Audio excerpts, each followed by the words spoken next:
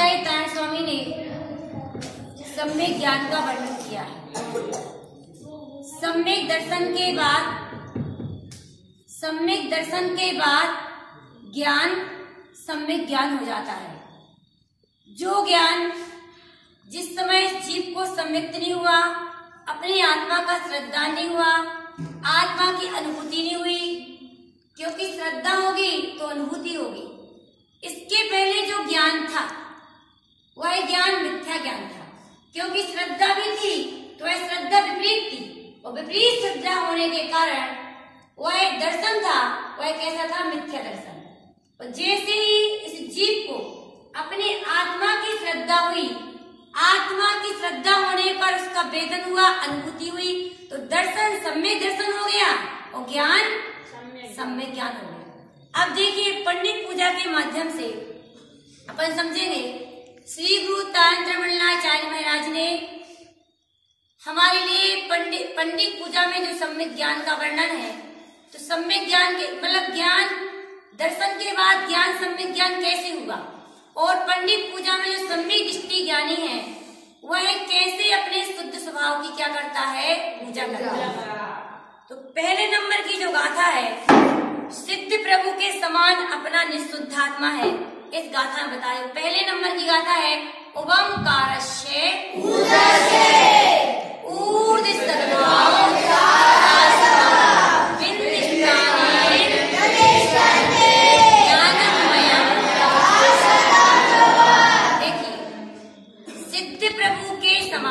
मतलब जैसे सिद्ध भगवान है, जैसे सिद्ध भगवान है वैसे सिद्ध भगवान जैसा मेरा भी आत्मा, मेरा नहीं, मैं स्वयं हूँ। मतलब जैसे सिद्ध भगवान सिद्धालय में विराजमान है, ऐसे मैं स्वयं इस देह रूपी देहालय में विराजमान हूँ। सिद्ध परमात्मा में और मेरे में कुछ भी अंतर नहीं है। सिद्ध भगवान में और मेरे में कुछ भी अंतर नहीं है। फिर भी जैसे सिद्धों को आनंद है, वैसा मुझे आनंद क्यों नहीं है? क्योंकि हम उसे पहचान नहीं पाते। क्या कारण है? क्योंकि सिद्धों ने अपने ज्ञान भगवान आत्मा को जान लिया है, और हमारी दृष्टि, उपयोग और हमारा ज्ञान का व्यापार कहाँ है? पर में चल रहा है, संसार, शरीर और भोग। देखो यहाँ पर किस में चल रहा है? संसार, शरीर, भोग और भोग। मतलब जे अपना जो ज्ञान है ना, ज्ञान कहे या उपयोग कहे, ज्ञान कहे या उपयोग कहे, एक ही चीज है। जे स्वभाव शुद्ध, जैसे देखो शुद्ध में कुछ नहीं होता है। आपने ऐसा निशान देखा कहीं?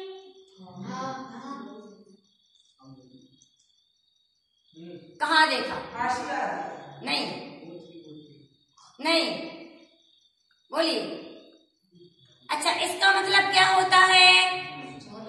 बहुत अच्छा। नहीं, इसका मतलब क्या होता है? देखो जी, डीजल पेट्रोल की जो गाड़ी होती ना, उसमें पेट्रोल भरा है तब पेट्रोल डीजल बड़ी बड़ी वो टंकियां होती हैं, टंकी के वहाँ ऐसा निशान बना रहता है। इसका मतलब क्या है? इसमें जो डीजल पेट्रोल है बिल्कुल क्या है? बिल्कुल पूर्णतः पेवर है, पेवर, प्योर, शुद्ध है, शुद्ध। ऐसे जैसे उसमें निशान लगा रहता ना कि बिल्कुल शुद्ध है, ऐसे गुरु महाराज भी कह रहे हैं कि तू कैसा, मैं कैसा हूँ? शुद्ध हूँ, शुद्ध हूँ, परिपूर्ण हूँ और मुक्त हूँ। सिद्ध हूँ, शुद्ध हूँ, परिपूर्ण हूँ और मुक्त हूँ। मतलब मेरे में कुछ भी कमी नहीं है। इसका मतलब है शुद्ध। शुद्ध मतलब इसमें कुछ भी नहीं है।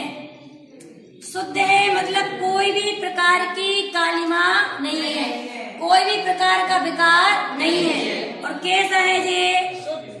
शुद्ध तो है, परिपूर्ण। परिपूर्ण का मतलब है अपने में पूरी तरह से भरा हुआ है, कुछ कमी नहीं है।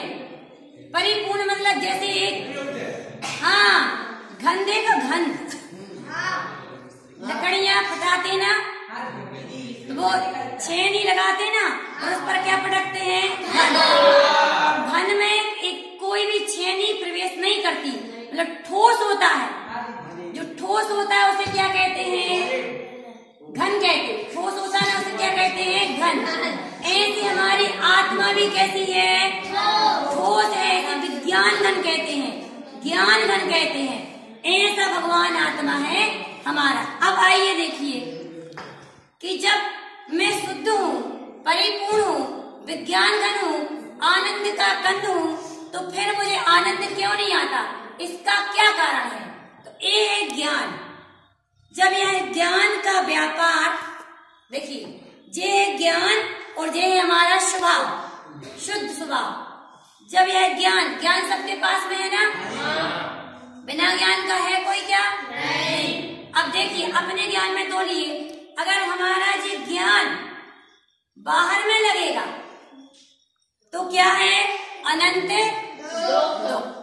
ज्ञान का व्यापार, ज्ञान का व्यापार, ज्ञान का व्यापार, ज्ञान का व्यापार संसार, शरीर, भोगों में है, तो क्या है? अनंत दुख। देखो, व्यापार कर रहा है ज्ञान। अगर ये ज्ञान का व्यापार कहाँ चले? अपने स्वभाव की ओर। ज्ञान का व्यापार अपने स्वभाव की ओर चले तो आवरण यहाँ है ना, तो धीरे धीरे ये आवरण कर्म आवरण से कैसा होता जाएगा? कर्मों का आवरण हटता जाएगा, छटता जाएगा, और जो ज्ञान ऊपर को क्या करने लगेगा? ऊर्ध्वगमन करेगा।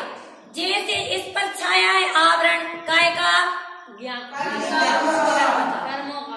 हाँ, जैसे यह ज्ञान अपने शुद्ध स्वभाव की आराधना करेगा, जैसे यह ज्ञान अपने शुद्ध स्वभाव की आराधना करेगा, जैसे शुद्ध स्वभाव की आराधना करेगा, इसका आवरण क्या होता जाएगा? और यह क्या करने लगेगा? जब ऊर्ध्वगमन करेगा ज्ञान, तो कहाँ जाके टिकेगा? हाँ, जब ज्ञान ऊर्ध्वगमन करेगा तो ओंकारस्य ऊर्ध्व सद्भाव बिंबिस्थानेन ज्ञानमयम्। अब देखो, कहाँ तक पहले नंबर की किसके याद है? पहले नंबर याद था, बोलिए। नंबर नहीं, पहले नंबर याद था किस बच्चे की है? जिस बच्चे की याद किसको है? पहले नंबर की याद था दीदी की है, दीदी की है ना? ओंकारमयी शुद्धात्मा ऊर्ध्वगमन करके अपने अर्धगामी श्वास स्वभाव में अपने ऊर्ध्वगामी श्वास स्वभाव में लीन होकर निर्विकल्प मोक्ष सुख में विराजता है। एक ही ज्ञान में सत्ता है बंध। देखो, जब यह ज्ञान गुरु महाराज ने कहा है ओंकारस्य ओंकार स्वरूप, ओंकार स्वरूप मेरी आत्मा है ना, और जब यह ज्ञान ऊर्ध्वगमन करता है, ज्ञान क्या करता है? ऊर्ध्व सद्भाव, जो हमारा शाश्वत स्वभाव है, जब ज्ञान स्वभाव की ओर ऊर्ध्वगमन करता है तो यह ऊर्ध्वगामी जो शाश्वत स्वभाव है, ऐसे स्वभाव में जाकर के क्या हो जाता है? बिंदिस्थानेन। बिंदिस्थान का मतलब होता है अपने, बिंदिस्थान मतलब निर्विकल्प दशा।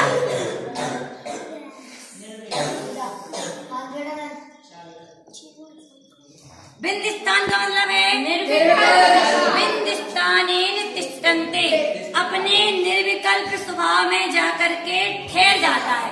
तिष्ठन्ते मतलब ठहर जाता, मतलब स्थिर हो जाता है। अब जैसे यह ज्ञान ऊर्ध्वगमन करके अपने निर्विकल्प स्वभाव में ठहर जाता है, तो फिर ज्ञान शांत, शून्य और मौन हो जाता है। ज्ञान कैसा हो जाता है? क्योंकि ज्ञान जब संसार शरीर भोगों की ओर रहता है तो इसमें आकुलता होती है। क्या होती है? आकुलता।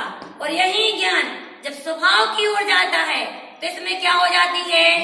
निराकुलता। और फिर वह शांत और शून्य और क्या हो जाता है? मौन हो जाता है।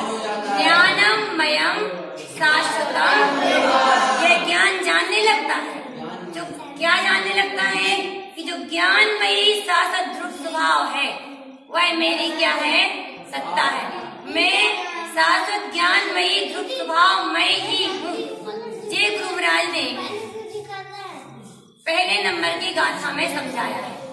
अब दूसरे नंबर की गाथा में देखेंगे। दूसरे नंबर की गाथा किसकी है?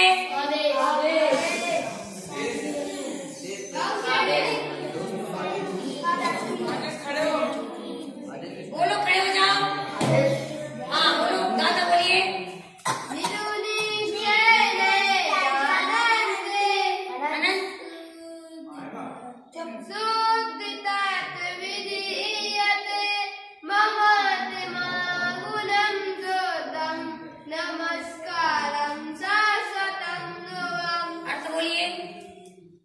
ज्ञानी परम सत्य निश्चय नहीं थे शुद्धात्मा को जानते हैं। बहुत अच्छा, आगे।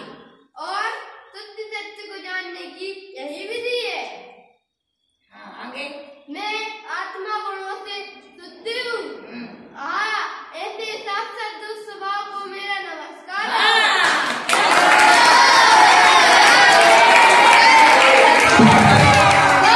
देखिए कितना देखो गाथा देखिए। निरु निश्चय नए जानते। गुरु महाराज ने कितना अच्छा बताया। निरु निश्चय नए, ना निश्चय नए और ना व्यवहार नए। ना निश्चय नए और ना व्यवहार नए। निरु निश्चय नए क्यों लिया है? निरु निश्चय नए का मतलब है ना मेरे स्वभाव में ना निश्चय न जा सकता है और ना व्यवहार नए, क्योंकि दोनों पर्याय हैं, दोनों बाहर हैं।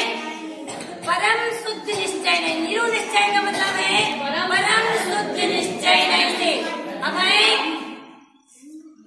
अभी बातें किसी को नहीं करनी है बिल्कुल। निरु निश्चय नहीं जानते, यह ज्ञान परम शुद्ध निश्चय नहीं से। ज्ञान परम शुद्ध निश्चय नहीं से, इसका अर्थ हुआ ना व्यवहार नहीं से ना निश्चय नहीं से। इससे भी कुछ एक अलौकिक चीज है, इसका नाम है परम शुद्ध निश्चय। निरु निश्चय नहीं जानते, जानता है। किसे जानता है? किसे जानता? आगे क्या कहा गुरु महाराज ने? हाँ, शुद्ध तत्व विधीयते, शुद्ध तत्व की विधि। आगे ममात्मा, मैं आत्मा, यह ज्ञान जान रहा है कि मैं आत्मा गुणों से मेरा आत्मा नहीं। क्योंकि अगर अपन कहेंगे ना कि मेरा आत्मा गुणों से शुद्ध है तो फिर दो हो गए, मैं और मेरा। मैं और मेरा दो हो गए, क्योंकि दो नहीं है। कितने हैं? एक है। इसलिए गुरुदेव ने कहा है दूसरे नंबर की गाथा में कि ममात्मा गुणम शुद्धम, मैं आत्मा गुणों से कैसा हूँ? शुद्ध हूँ। शुद्ध तत्व भी देते, उस शुद्ध तत्व को जानने की और कोई दूसरा उपाय नहीं है। अगर हे जीव, हे ज्ञानी, हे भव्यात्मा, अगर अपने शुद्ध तत्व को जानना है, शुद्ध तत्व को अनुभव करना है, शुद्ध तत्व को दृष्टि में लेना है, तो मात्र शुद्ध तत्व को जानने की यही विधि है। क्या विधि है? कि मैं परिपूर्ण पूर्णानंद का नाथ परमात्मा गुणम शुद्धम, मैं कैसा हूँ? परमात्मा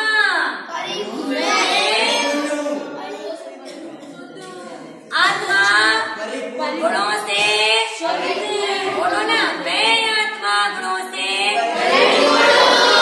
मैं आत्मा गुणों से शुद्ध हूँ, परिपूर्ण हूँ। ऐसा कौन जानते हैं? ऐसा कौन जानते हैं?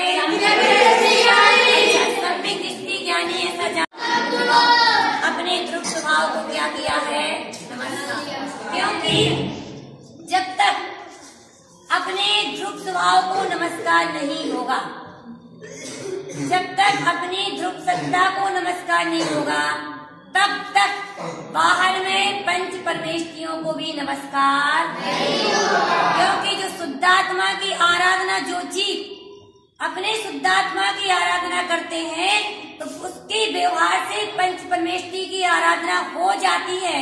उसे व्यवहार से पंच परमेष्ठी की आराधना करनी नहीं पड़ती। और जिसने जो अपने शुद्धात्मा से शून्य है, अपने ध्रुव स्वभाव से शून्य है, अपनी सत्ता का जिसे बहुमान नहीं है, वह जीव बाहर से अगर देव शास्त्र गुरु की भी आराधना करे, सच्चे देव शास्त्र गुरु भी की आराधना करे, तब भी न उसकी देव की आराधना है, न गुरु की आराधना है और न शास्त्र की आराधना है।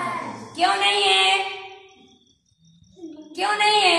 क्योंकि देव ने, सच्चे देव ने, जो वीतरागी, सर्वज्ञ और हितोपदेशी हैं, ऐसे अरहंत परमात्मा ने भी यही कहा है कि जो अपनी शुद्धात्मा को जानते हैं वो मुझे जानते हैं, और जो शुद्धात्मा को नहीं जानते हैं वो मेरे को भी जानते हैं। और शुद्ध तत्व को जानने की विधि क्या है?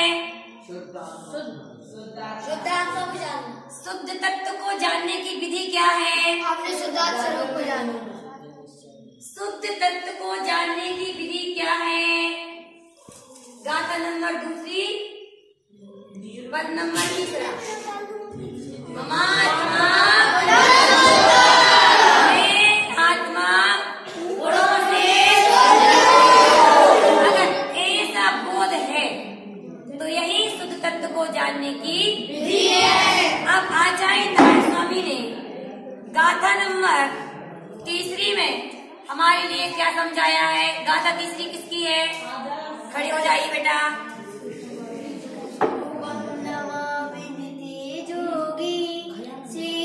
भवति शाश्वतं पांडितो सोऽपि जानन्ते देव पूजा विधीयते। हाँ, अर्थ बोलिए।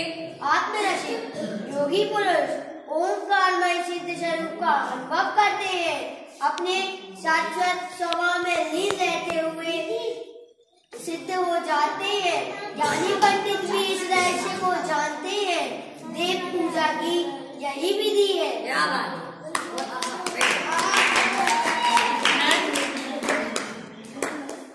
ओम नमः विंदते योगी, जो आत्मरसिक योगी पुरुष, आत्मरसिक योगी पुरुष ओंकारमयी जो सिद्ध स्वरूपी शुद्धात्मा है, ओंकारमयी जो सिद्ध स्वरूपी शुद्धात्मा है, ऐसे योगी पुरुष ऐसी शुद्धात्मा का क्या करते हैं? अनुभव करते हैं।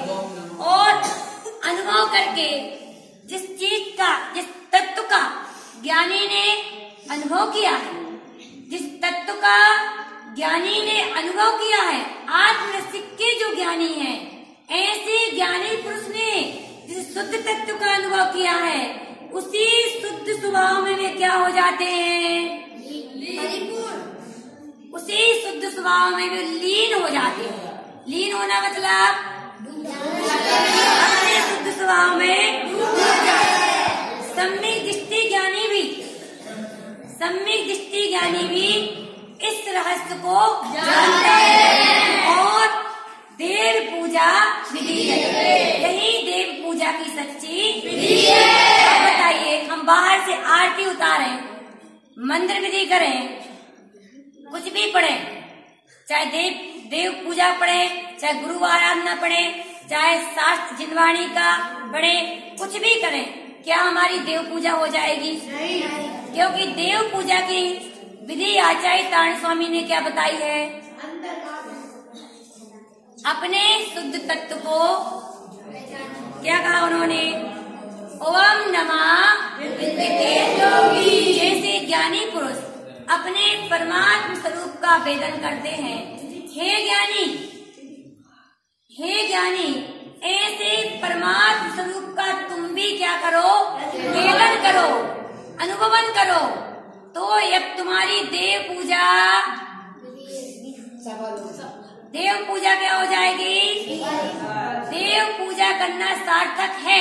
और अगर हमने अपने आत्म स्वभाव का वेदन नहीं किया, अपने परमात्म स्वरूप का वेदन नहीं किया, तो हमारी देव पूजा नहीं है। अब आचार्य नारायण स्वामी सच्चे देव की पूजा का विधि विधान 30 नंबर की गाथा में बता करके उन्होंने 4थे नंबर की गाथा में हम सभी भव्यात्मा भव्य जीवों के लिए स्वानुभूति की महिमा और गुरु उपासना का फल बताया है कि स्वानुभूति की जो ज्ञानी अपने स्वानुभव में डुबकी लगाते हैं, स्व का अनुभव करते हैं, अपने परमात्म स्वरूप में लीन होते हैं, ऐसे स्वानुभव, ऐसे दृढ़ स्वभाव की महिमा क्या है और गुरु उपासना का फल क्या है। क्योंकि वास्तव में बेटा जो गुरु होते हैं उनको तो शब्दों से नहीं कह सकते, और हमारे लिए तो ऐसे गुरु मिले हैं, वीतरागी, निर्गंध दिगंबर साधु, भावलिंगी संत, 6वें 7वें गुणस्थान में झूला झूलने वाले, स्वयं जहर के प्याले पी गए, लेकिन हमारे लिए वे अमृत के प्याले पिला गए। नदी में वे डूब गए, लोगों ने डुबा दिया, लोगों ने उन्हें नदी में डुबाया, लेकिन वे स्वयं में जिन्होंने हम अपन गर्भ में आए तो गर्भ में ही मुझे अप्पा सो परमप्पा, ऐसे शुद्ध स्वभाव की, ऐसे आत्मा की बात, ऐसी आत्मा की चर्चा सुनने को मिली, जिसमें बाहर में कोई भी प्रकार का क्रियाकांड नहीं, आडंबन नहीं। ऐसे सच्चे गुरु श्री गुरु तारंत्र मंडलाचार्य महाराज ने हमें ऐसा मार्ग दिया है कि हे जीव, अगर यहीं बैठ करके तू आत्मा का श्रद्धान कर ले तो इसी समय तुझे सम्यक दर्शन की प्राप्ति क्या करना है? श्रद्धा करना है। इसलिए हे बेटा, गुरु कभी नहीं बदलना। ज्ञान सभी जगह से ले सकते हो, लेना हो, आवश्यक हो तो, लेकिन गुरु कभी नहीं बदलना। धन्य है वो शिष्य, धन्य है वो शिष्य जो अपने गुरु को सही रूप में जानते हैं। धन्य है वे गुरु इस शिष्यों को समझा करके, ताड़ना दे करके भी सही मार्ग पर लगाते हैं। ज्ञान सभी जगह से लेना आवश्यक हो तो, लेकिन गुरु कभी नहीं बदलेगा। हे जीव, जिसके 2 गुरु होते हैं उसको व्यभिचारी जैसा दोष लगता है, जिसके 2 गुरु होते हैं उसको व्यभिचारी जैसा दोष लगता है, और वास्तव में उसने गुरु के सही स्वरूप को नहीं जाना, क्योंकि गुरु एक ही होते हैं, गुरु कभी 2 नहीं होते। और गुरु काष्ठ की नौका के समान होते हैं और कुगुरु पत्थर की नौका के समान होते हैं। पत्थर की नौका स्वयं डूबी रहती है और जो उस पर बैठते हैं वो भी डूब जाता है, और काष्ठ की नौका स्वयं पार होती है और जो उस पर बैठते हैं वो भी क्या हो जाते हैं? हमारा कितना महान सौभाग्य है कि ऐसे सद्गुरुदेव तारण स्वामी की हमें क्या मिली है? चरण शरण मिली है, और उन्हीं की भूमि पर बैठ करके सेमड़ के तीर्थ धाम दीक्षा स्थली, जहाँ गुरुदेव तारण स्वामी को सम्यक दर्शन हुआ था, और यही गुरुदेव ने आत्म की साधना की, दीक्षा ली और यही तप किया। सबसे ज्यादा समय रहे तो गुरुदेव कहाँ रहे? इसी भूमि पर रहे। और आज हमारा महान सौभाग्य लगा है कि ऐसी भूमि पर आकर के हम क्या कर रहे हैं? विद्या अध्ययन कर रहे हैं। कर रहे कि नहीं कर रहे हैं? ऐसी जगह आए हैं अपन, और ऐसी जगह आने पर भी और अभी हमारा हृदय परिवर्तन नहीं हुआ तो फिर क्या होगा? अनंत संसार, अनंत दुख होगा। जैसे कहा ना, सती, जो सती स्त्री होती है उसके कितने पति होते हैं? मांग में कितनी सिंदूर भरे जाते हैं? मांग कितनी होती है? हाँ, एक का ही सिंदूर होता। सती होती है, उसकी मांग में मात्र एक का ही सिंदूर होता है, उसके पति एक ही होते हैं। ऐसे जो सच्चा सत्य होता है जो सच्चा शिष्य होता है उसके गुरु भी कैसे होते हैं? जा सकता है, लेकिन जो स्थान गुरु को है, बताइए माँ कितनी होती है? और पिता एक ही होते ना। जैसे माँ एक होती है, पिता एक होते हैं, ऐसे गुरु भी बदले नहीं जाते हैं। माँ को बदला जाता क्या? पिता को बदला जाता क्या?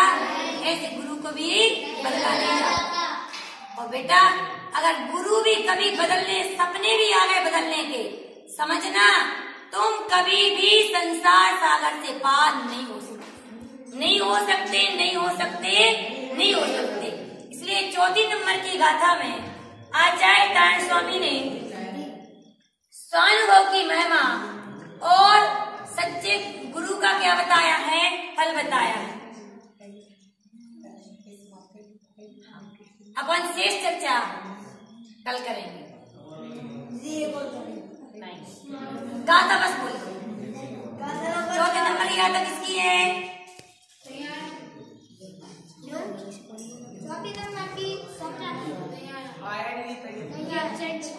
चलो सभी बच्चे हाथ जोड़ लीजिए। बोले पंच परमेश की भगवान की